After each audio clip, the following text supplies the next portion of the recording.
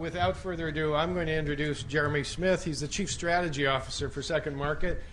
We've talked with SecondMarket for, I think, a year on and off on a couple of different events, and we're very pleased that Jeremy could come talk to us about some pretty innovative capital funding that they're doing, and turning it over to you, Jerry.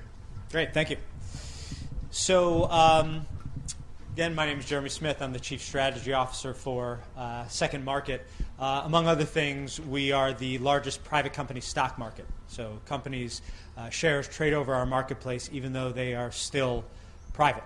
I'll go into that a little more. It's kind of at the crux of what we're going to talk about the emergence of this private company stock market phenomenon. But before we get into that, I'll give you a little bit more of an overview on SecondMarket. Then we'll talk about what's been happening to the public equity markets over the last 15 years or so. It's actually pretty interesting stuff. But what's been happening over the past 15 years that has led to the need for, and therefore the emergence of, the private company stock market. And then I'll also dip into something from a primary capital raise perspective that has just started to come onto the scene over the past 6 months to a year, which is crowdfunding, and talk about where that is right now and where we expect to see it evolve and how we expect to get involved. And then how investors can participate. I actually don't think that's in this presentation. I think that's a legacy bullet, so I won't be talking about that today. But if anyone's interested, you can ask me and I'll tell you. So like I was saying, we are actually, I mentioned the private company stock market portion of our business. We're actually a platform for more than that. A wide variety of alternative investments are available for investment over the SecondMarket platform, where people can invest in private company stock, esoteric asset-backed securities, bankruptcy claims, art, wine, investment-grade diamonds, seed stage startups, all sorts of different investment opportunities. Essentially, the types of asset classes that aren't oversaturated. Those are the types that we make available over our platform. We're a regulated entity. We're both a registered broker-dealer and an alternative trading system, or ATS, which is, for anyone not familiar, it's sort of one level below a full-blown exchange. And we have about 110 employees or so, about 100 in New York and a dozen in San Francisco. So this, at least on SecondMarket, is what the growth of the private company stock market portion of our business has looked like. In 2008, we actually got our first call. We are actually the originators of the private company stock market as a concept, as a business. And it started in December of 2007 when we got a phone call from an ex-Facebook employee. And he said to us, you guys, I know this isn't quite the thing that trades over your market right now, but could you help me sell it? And we talked to some investors over our market. We helped him sell it. He told two friends. We helped them sell their Facebook shares. They told two friends, and then it just kind of did this. Two just great stories. I love telling these, just because it's amazing how much wealth Facebook created for people. At least not past 6 months, but before that, ton of wealth. One was a painter who actually painted Facebook's walls in their corporate headquarters, and they could not afford to pay him in cash, so they paid him in Facebook stock. This is 6-7 years ago. And so he, it was probably 2010, 2009 or 2010, he sold a part of what he had received for $10 million. So painter. This guy just, paints walls. Not like, I was going to say Leonardo DiCaprio. I think I meant Leonardo da Vinci, because I don't think DiCaprio paints. Then there was another one. It was a woman who received as a wedding gift some Facebook stock from a friend of hers who was one of the co-founders. And she, in 2010, sold a portion of her stock for $20 million. It's a $20 million wedding gift that she received. Just unbelievable. I love those kind of stories. They're a lot of fun. But yeah, so not only did this take off, like you're seeing here, and by the way, this is cumulative. That's important to note. So that's not an increase in volume each year. This is, no, I'm sorry. Yes, that is each year's volume, and then this is just cumulative, that bar right there. But not only has the volume done that, but the breadth of companies trading has spread out. So in 2008, 98% of the trading was Facebook, whereas in 2010, 2011, by now we have about 60 different private companies that are or have traded over SecondMarket.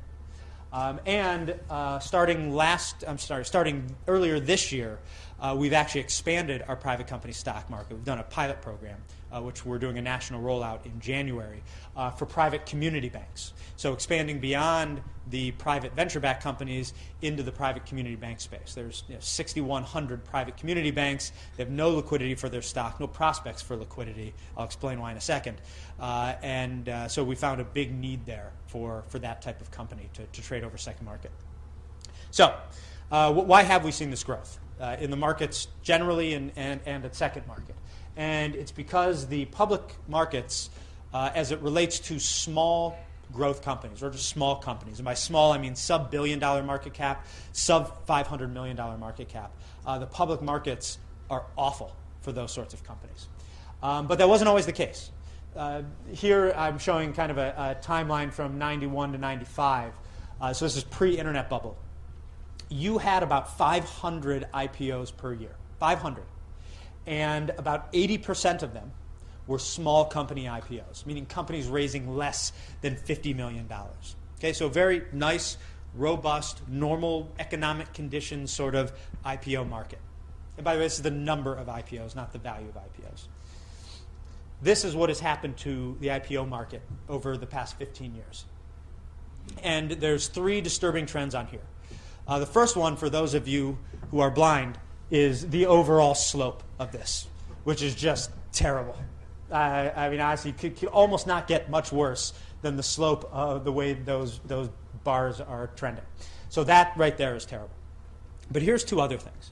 So you had your internet bubble period here. And by the way, many people are surprised. They're like, whoa, why is 99, 2000 so much lower than 2006? The 1996. I thought, the late 90s was huge, bubble territory. And that was as far as value is concerned. When you look at the number of IPOs, those started going down after 1996. So the two disturbing things are, great, you have your bubble, it pops, and everything's terrible. Okay, that's what you expect. That's what happens after bubbles pop. Here's the second disturbing part, this area right here. The mid-2000s were an unbelievably robust economic environment. Everybody was making money hand over fist. The economy had come back from the early 2000s, but IPOs never came back. They never came back. Even in a good economic environment, that's 200 IPOs a year. Going from 500 IPOs a year pre-bubble, pre-internet bubble, you had 500 IPOs a year, to 200 IPOs a year during healthy economic conditions. The IPO market never came back.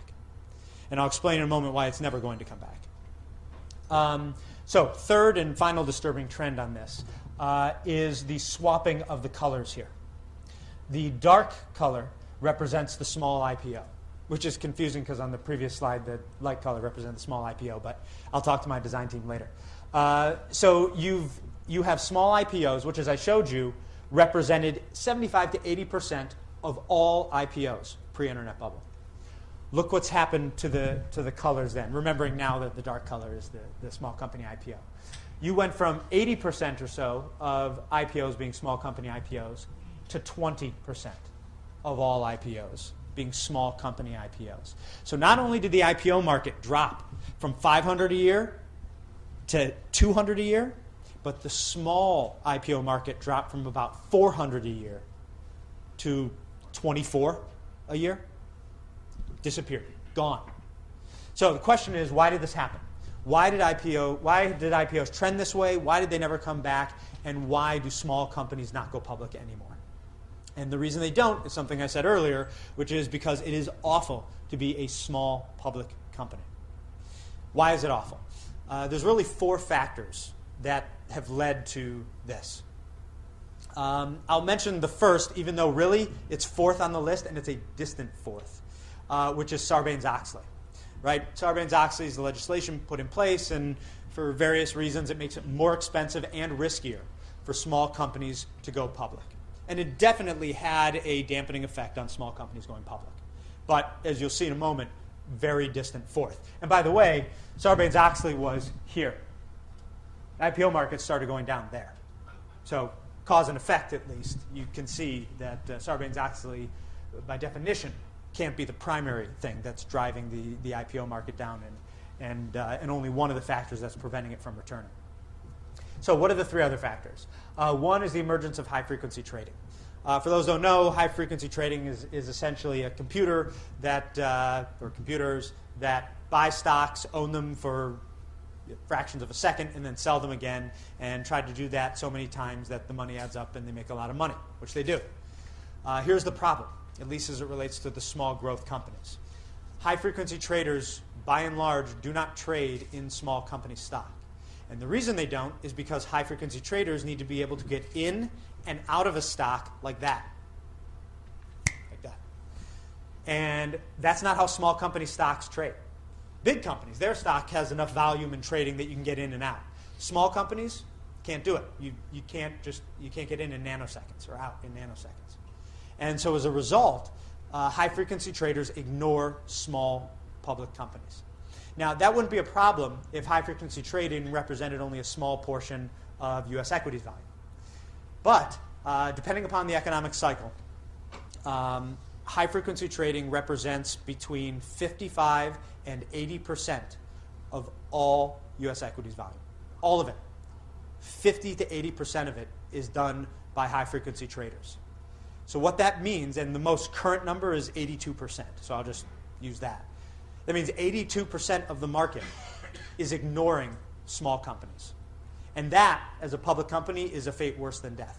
You would rather have the market hate you and kill your stock because at least you know they're paying attention. And if you turn things around, your price is going to reflect that. But if they ignore you, then you just sit there going like this forever. Or more important, you go like this, right, with those spikes and plummets and plateaus, and that's what your stock price looks like. And that you are a zombie public company. That's the worst thing you can be as a public company. So 80% of the market doesn't care about the small companies, won't invest in them.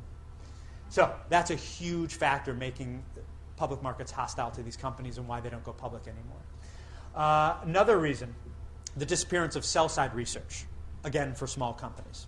It used to be that the analysts could make money writing research reports on companies of any size. 10 billion, 100 million, you could get paid. And you got paid because, let me see if I go into this, just time constraints, but hell, it's interesting, so I'll talk about it. So it used to be, everyone probably remembers, or most people remember, that stocks used to trade in fractions, right? 10 1/4, 10 3/8. The difference between those fractions was profit. The profit got spread out amongst various departments of the investment bank. The traders, the research analysts, some of the back office people got paid from that fractional difference. Well, I think it was around 2001, the market shifted to decimalized trading, meaning a stock wouldn't go from 10 1/4 to 10 3/8.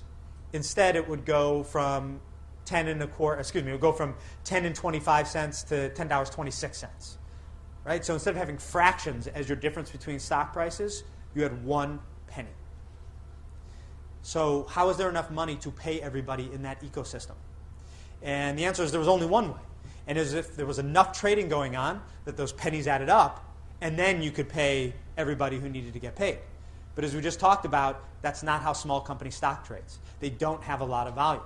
As a result, there weren't enough pennies to go around. The first people to get paid were the traders, which meant there wasn't enough money left over in the small companies for the sell-side guys. So they said, all right, we can't cover these companies anymore because we can't make money, so we're going to go away. And that's when the investment bankers, before I say anything too incendiary, who here is an investment banker that deals with IPOs and things like that? Anyone? Okay, good. So I can hammer you. Or not you, but them. The research analysts were going to walk away, and that's when the investment banker stepped in and said, no, don't go anywhere. You are an industry expert. You have great relationships. We want you to come with us to pitches because we the bankers, we need these guys as advisory clients. I guess maybe it's not just the IPO bankers. All right, so I'll tread lightly here. They said, we need you guys in these meetings with us to impress these companies, show them we know your industry, and help us win the business so that we can serve them from an advisory perspective. Sounds great, match made in heaven, until the conflict of interest became apparent, which became apparent right around there, that there was a conflict of interest, where you had a lot of good research reports written about shitty companies. Pets.com as an example. You had very smart analysts writing these glowing research reports about companies that were awful. And the question is, well, if these guys are so smart, why were they writing good reports on bad companies? And it was this conflict of interest, where the analyst said, wow, this company is awful. I've got to write a sell rating on it and explain why this company is so bad. And the investment banker stepped in and said, no, you're not. Because if you write that, then they're going to drop us as a client, as an advisory client. So you're going to keep writing a good research report on this shitty company if you want your bonus. Most people want their bonuses, thus they wrote these glowing research reports. And then when the internet bubble popped, all of a sudden it became apparent what was happening. And the global analyst research settlement happened, where it essentially said investment bankers cannot pay research analysts their bonuses. So traders can't afford to pay them because of decimalization. The bankers can't afford to pay them because it's illegal. So who pays the research analysts to cover small companies? The answer is, does anybody know? No one. You didn't say it loud enough to get credit, though. You kind of mumbled that. No one. And so small companies have a difficult, if not impossible, time getting sell-side research coverage. And that is a very important marketing tool to get people to become aware of these small growing company stocks, as well as to determine if they should be buying or selling these company stocks. So with those research reports gone, not as many people are aware of these small companies anymore, or know if they should be paying attention to any of these hundreds, thousands of small companies. So that's reason number 3. Reason number 4 I find to be the most interesting, because I never would have made the connection initially. And that's how many people in here use online brokers? E-Trade, TD Ameritrade, that sort of thing. All right, cool. You are all bad people because you have helped contribute to this. And I'm a bad person too, because I do as well. Now, it's not immediately apparent. Why do most of us switching to online traders or online brokers? Why does that make the public markets no longer suitable for small companies? And the reason that it does, or the reason that it's ruined everything, or contributed to it, is because think about what used to happen. There used to be hundreds of thousands of brokers out there, like human brokers, working for Solomon Smith Barney and Merrill Lynch, and they would call us. And they would say, hey, Jeremy, there's this great little semiconductor company. It's really good. It's just small, so it's under the radar. Its chips go into airplanes. And as the airline industry turns over its fleet in the next couple of years, they're going to be using this company. This company is going places. You've got to buy a couple thousand shares. Or this company's losing it. It's terrible. You've got to sell and move your money elsewhere. But those calls were happening literally millions of times a day, every single day. That is a grassroots, ubiquitous marketing tool that was pushing small company stock. And it was largely pushing small company stock because your broker, they didn't make money by telling us to buy Procter & Gamble or IBM, right? Everybody knows to buy them. It was those small growth companies. That's where those brokers showed that they could add value. Well, of the people, and raise your hands high, of the people who are using electronic brokers, how many of you have gotten a call from them since you signed up saying you need to be buying or selling company X's stock? Right, 0. So that ubiquitous marketing channel for small growth companies, gone. And it's those 4 things that have made the public markets hostile to small growth companies, and it's why you don't see small companies going public. You haven't seen small companies going public over the past 15 years, or it's been getting worse and worse, and that's why you're never going to see it recover, ever. Because those are systemic, embedded changes that can't be unwound. You can't get rid of high-frequency traders. The stock markets would literally collapse. They are built on high-frequency traders. Their computers, their physical facilities, their business processes, they are built around high-frequency traders. They would collapse. You can't force people. Well, the government's trying to do it a little bit through the Jobs Act, but I don't know that's going to work. You can't force people to, you can't force people to use human brokers and not online brokers, right? It's a free country. You can use any broker you want. So all of us are going to continue to use the cheap online brokers, or most of us, I should say. And then from a trading perspective, decimalization, stocks are decimalized. Jobs Act's trying to change that a little bit, but we'll see if it's successful. So these are things where most or all of them can never change. We're too far down the road, and thus something else had to happen. And that's why you saw the rise of the private company stock market. If we would have tried this, as smart as all of us like to think we are at SecondMarket, if we would have tried this 15 years ago, if we would have tried it in 1994, we would have failed. Same guys, same ideas, same processes, we would have failed because it wasn't needed. Stock markets work just fine for every kind of company. But they don't anymore. And thus you saw the rise of the private company stock market. And these are kind of the figures that you see. Industry-wide. Here's kind of what the landscape looks like.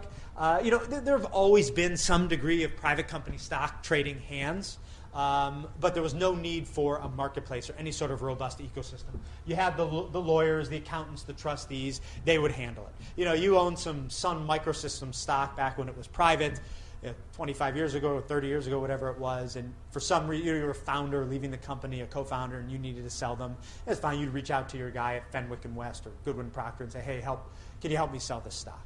And they still get involved a little bit as well. And you also had some buyers. You had 2, 3 secondary funds dedicated to buying stock in private companies that was available for sale. That number has blown out. There are dozens now that do it. There are existing funds that have always done it. There are new funds that have been formed for the specific purpose of doing it. And then there are guys who have existed for other reasons who are coming into the market, like the T. Rowe Prices of the world. You have your brokers, Wedbush, Cantor Fitzgerald, those sorts of guys, who what they do is they do more of an over-the-counter market model, where they go and try to find shareholders and connect them with buyers. And then you've got the marketplaces. They're out of business, or about to be in a week or so. So you can put an X over them. These guys, Shares Post are kind of in between, because they do have a platform that you can go on and you can list shares for sale and you can buy shares, but it's an over-the-counter market again. They don't care about the companies; they just care about the buyer and the seller. So they're kind of in between here. And then the second market model is a little different. The way that we do it is we don't, it is more of a listed market model than an over-the-counter one. So we don't go to try to find sellers and connect them with buyers. Instead, what we do is go to try to find the companies and get them to list on SecondMarket. And then we give them complete control over how the shares in their stock trades. They decide who are the buyers that are allowed into their market for their shares. What are the rules for the sellers? How does the market between the buyers and sellers, how do they set the price? So not what the price is, but what mechanism are we going to make available for them to engage in price discovery? How often do sales occur? Because we do not allow, I should say we don't allow, although we don't. There is no concept of 9 to 5 trading or 24/7 trading. On SecondMarket, the shares trade in what we call liquidity windows. These are discrete periods of time throughout the year, and it's only in those windows that the trading takes place. And for most companies, it's either quarterly, semi-annually, or annually. And we found, honestly, that's what most of these companies need. They don't need hourly trading or minute-by-minute trading. What most companies of this size and this character need is just occasional liquidity for people who need to get it. Because what the public markets have turned into is a market for traders, not investors. These companies want investors. And so when you have second-by-second trading, that caters to traders, not to investors. It's an interesting stat is the average hold period for a public equity markets investor in the 1970s was 5 years. You would invest and hold the stock on average for 5 years. It is now 2.7 months. 2.7 months from 5 years. The only thing those investors care about are the next quarter. They don't care about your long-term strategy. And that's what we're creating, is a long-term stock market, one that attracts investors for companies who have vision. And the companies who have vision, they want control, because they want to make sure that only investors and the investors they want are allowed in, that are owning their stock. And also, we feel the only responsible and sustainable way to create a stock market, a market of any sort, is with information transparency. If you do an over-the-counter market, because the companies don't have control, they're not going to expose their information. They're private. They don't want just anybody to see their information. But if you give them control, then they'll disclose information, because they know the only people who are going to see that information are the people they allowed over the wall into their markets. Why do they do it? Why do these companies, there's 60 or so companies, want to create liquidity for their stock? Essentially, it's because they get the benefits of having a more liquid stock without the downsides of actually having to go public. So you stay private, but you get the benefits of a more liquid stock, like being able to attract and retain key employees. The average time that it takes a company, this stat is for venture-backed companies, the average time that it took a venture-backed company to go public from the time they received their first institutional round of capital, 4.5 years. Right? You can pay an engineer a shitty salary and give them lots of stock options if you're going to go public in 4.5 years. That works. And you can tell angels and venture capital guys, give me your money because you're going to get it back in 4.5 years. The average time now is almost 10 years from the time a venture-backed company gets its first institutional round of funding to the time it goes public. That model doesn't work. It doesn't work for anybody. Angel investors can't wait that long. Venture capital firms can't wait that long. And an engineer sure as hell isn't going to wait that long for a payout. Right? You get a 24-year-old engineer, they'll take stock options and eat cat food and live in a closet. They don't care. 10 years later, that person's 34 years old, married, kid and a half, 2 kids, still living in a crappy one-bedroom apartment going, what is going on? I work for one of the most successful companies in Silicon Valley. I don't understand why I live like this. I hate cat food. And so that doesn't work. But if you have this liquidity model, then you can attract and retain your key employees, because you put value back into the stock. Because you're like, hey, here are some options. Don't worry about when we're going public or when we're going to get acquired. It may happen soon, it may not. But every quarter we have liquidity. And once you vest, you can trade up to 10% of your stock a year, or 5% or 20%. Again, the company sets the rule. You create an acquisition currency. You have more liquid stock. You can use it to buy other companies. And your existing shareholders get liquidity. This is a case study of LinkedIn. I won't go too deeply into it, but here LinkedIn traded for 15 months over SecondMarket before it went public. Started trading around 15, went up to about 35. The IPO price was 45, and then spiked and has been trading like that ever since. We've had companies on SecondMarket who have traded up after once they went public. We have companies on SecondMarket who traded down after they went public, and we've had companies who never traded on SecondMarket that went up, and companies that never traded that went down. So right now, the message there is there's no pattern, because the next question is, how do companies do after they go public? It's company to company specific. We haven't found any patterns yet in terms of how companies trade publicly, which makes sense. A company trades on its own merits, not what platform it's stock traded on, prior to going public.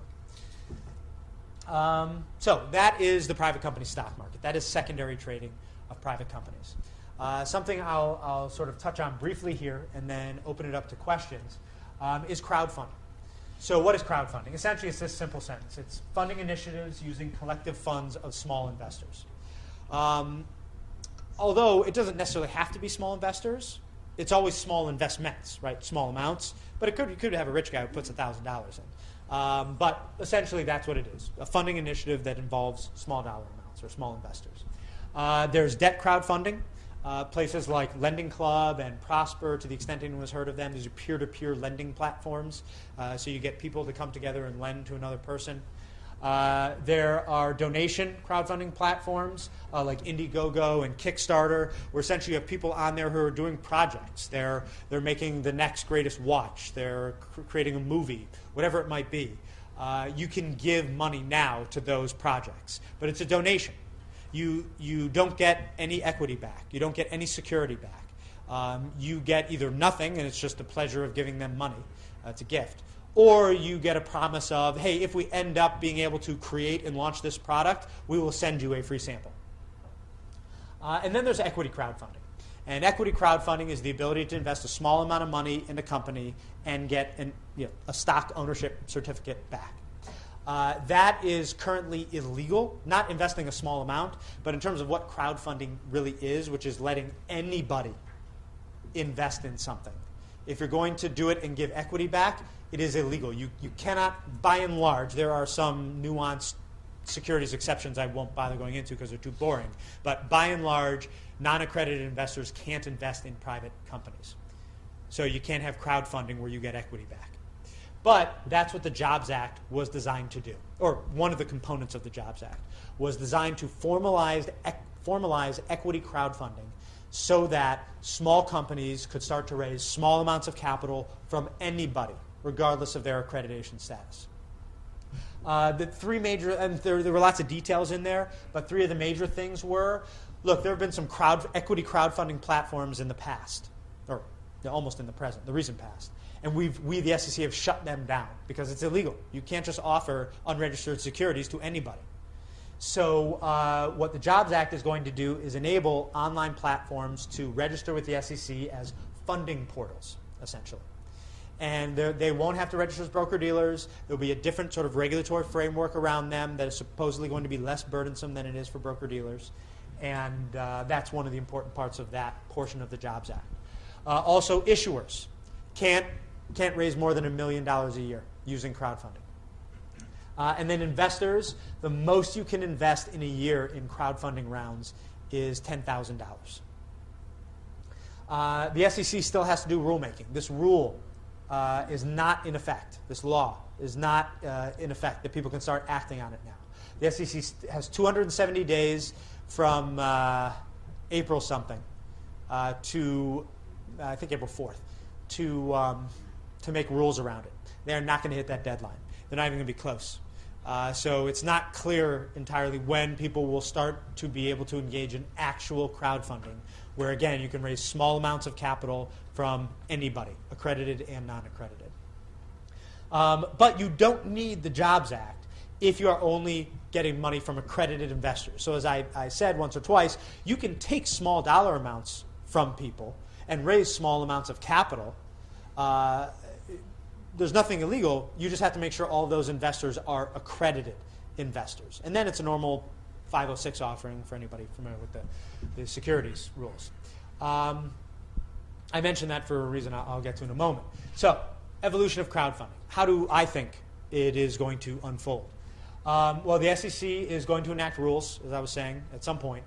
I think that those rules will include some sort of diligence requirement for the platforms, where they're saying, look, you're exposing grandmothers and orphans, widows and orphans, and grandmothers, who could also be widowed, to these sorts of investments, which, by the way, are the perfect area for fraud. Perfect. Small companies, small amounts of capital, anybody can invest.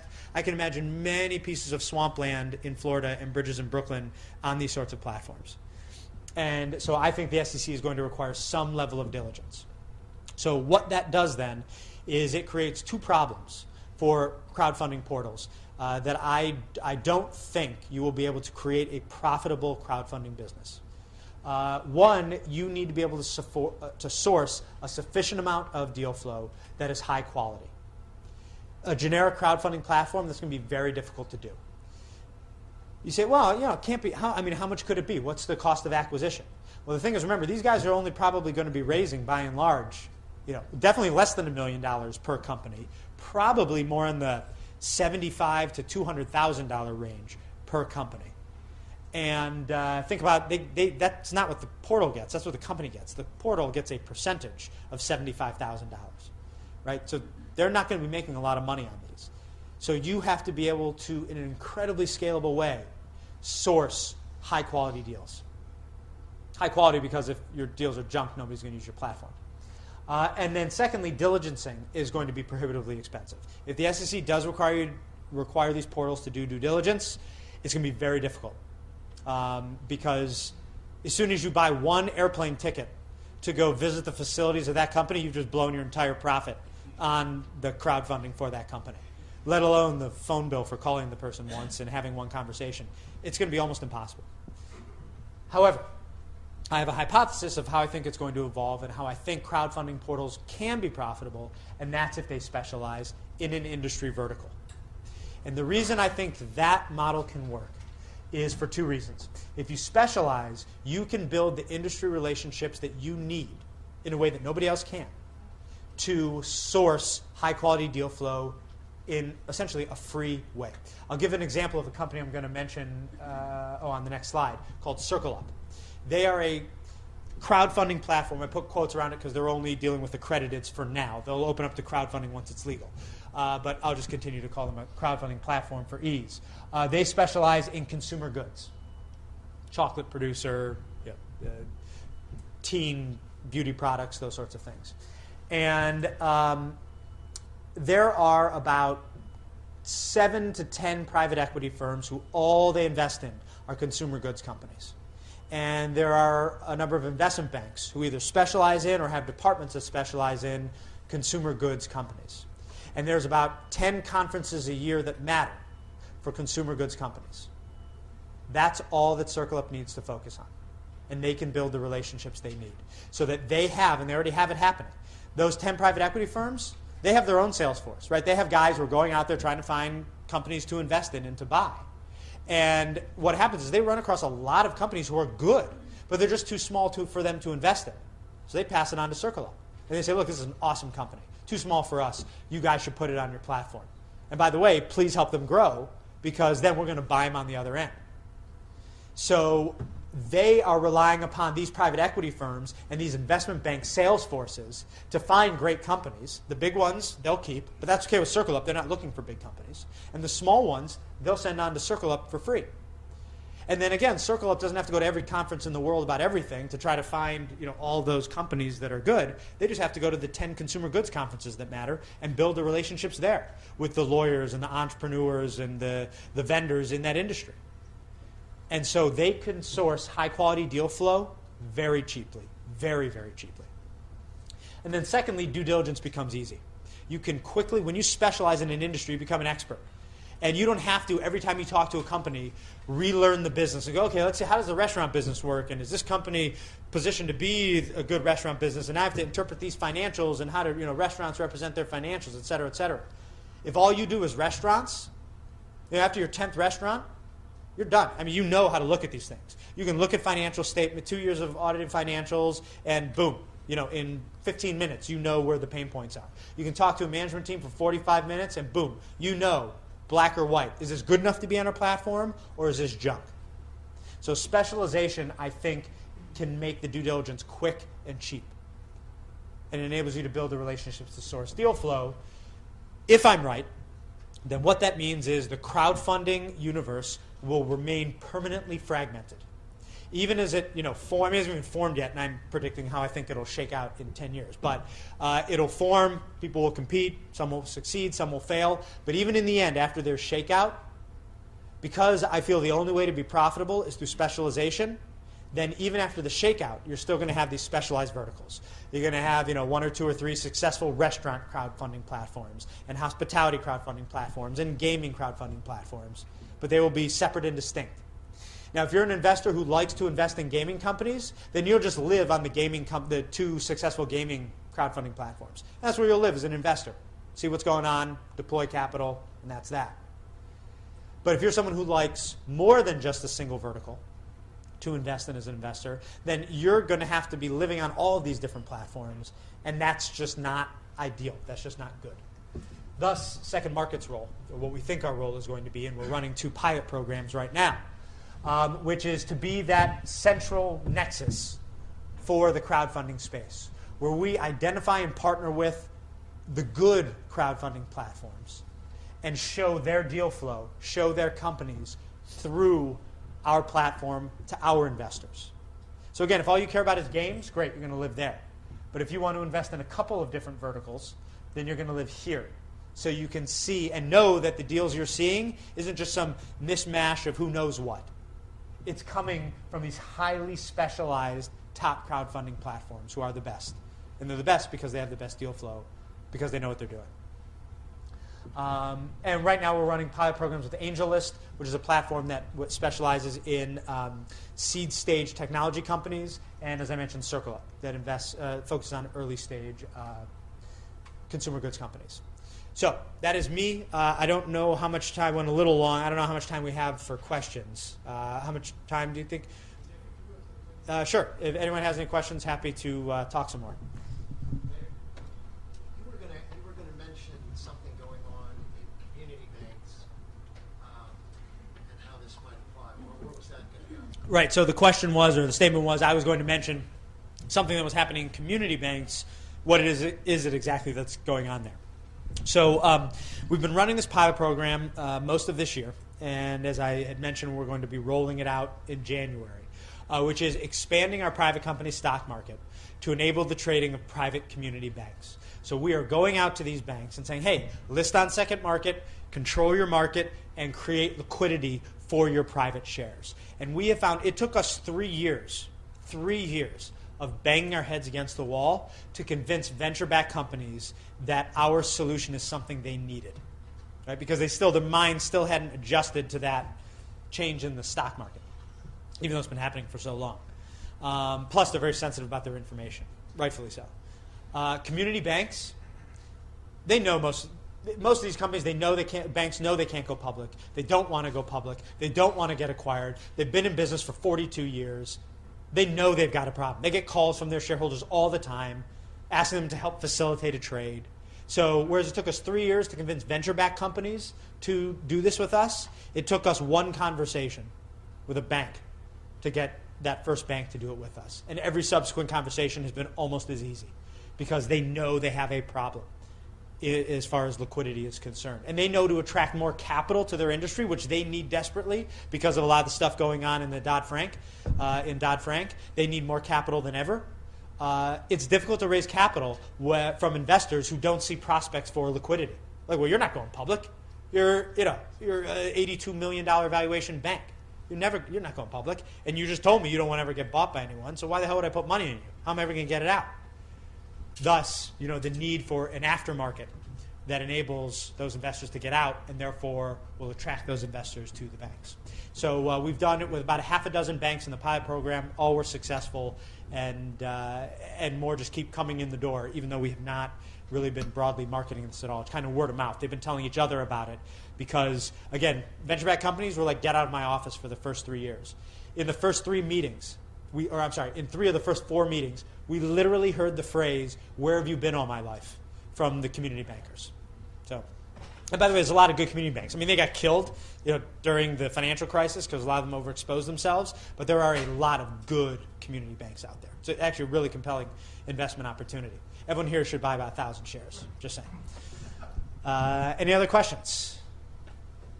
Yes? Are you concerned about the litigation risk for a company raising only $1 million from $10,000 investors?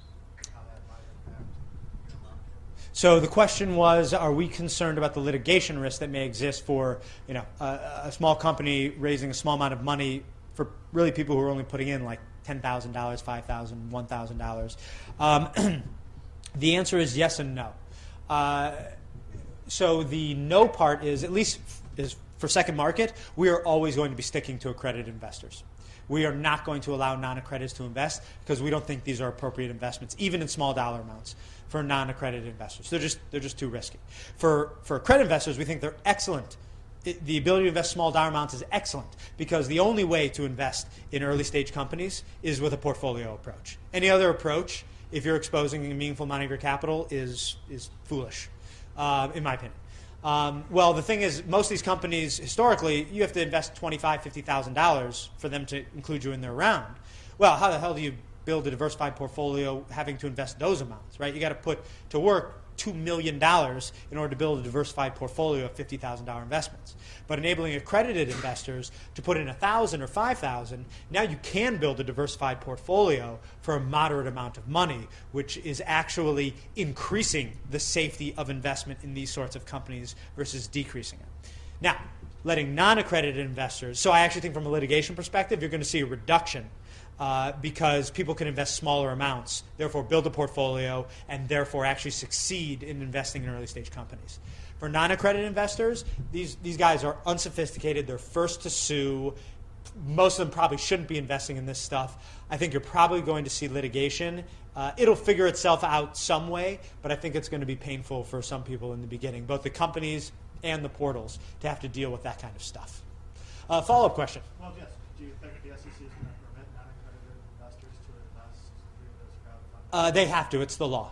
The Jobs Act does not say to the SEC, we give you the option to decide whether or not you will allow non-accrediteds to invest in crowdfunding. They said it is the law that non-accrediteds must be able to invest in crowdfunding things. Now, you just put rules around it to make it happen.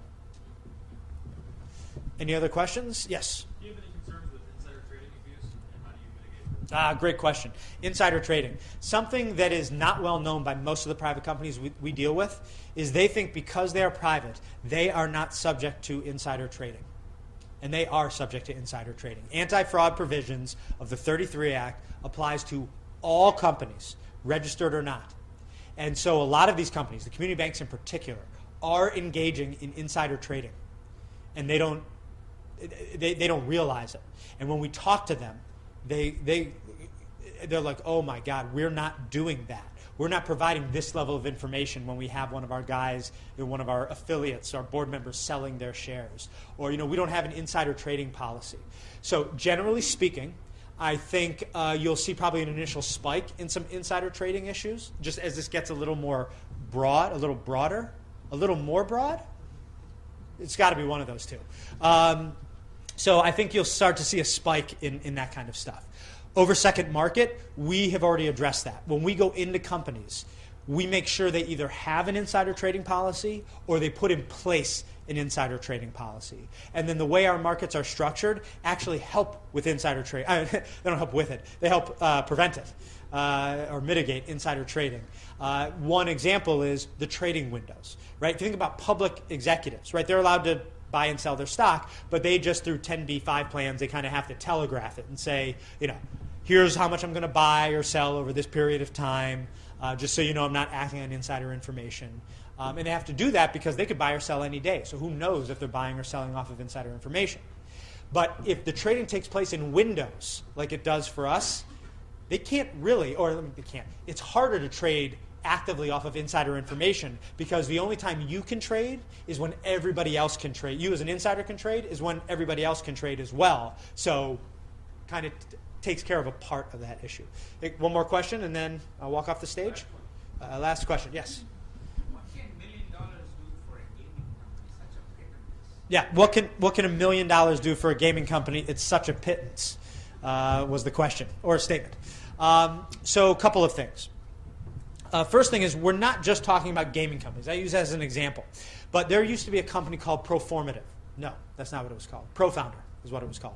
And it was one of the first crowdfunding platforms. And they had an excellent platform. They're really, really good. But again, the problem was it was illegal, and then what they had to set up as a result of it was just too cumbersome, and they ran out of money and had to go out of business. But what they found as their primary clients, but again, they weren't specializing, they had like an icy producer. One of the things that crushed ice, and you look at it was called Pure Aloha, is what the name of the company was. Great name. It was a Hawaiian company, as you can imagine.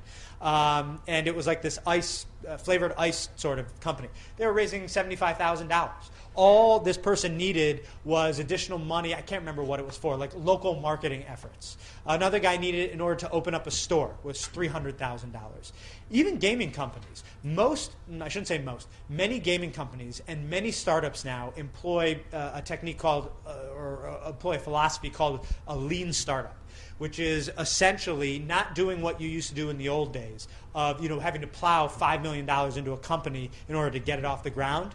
Now you can start a legitimate, scalable, valuable startup for $150,000 because so much of the stuff using Amazon server, you used to buy your own server banks to start a company, that did social media, right? And that cost hundreds and hundreds of thousands of dollars, if not millions. Well, now you have a variable cost structure that you pay to Amazon. You pay $100 a month. There are your servers, done. So you went from hundreds of thousands of dollars to $182 a month. So you can employ this lean startup philosophy to actually start very valuable, meaningful startups on far less than $1 million. And with that, I think I have to get off the stage. But we want to thank you. Yeah, That was thank you. extremely insightful.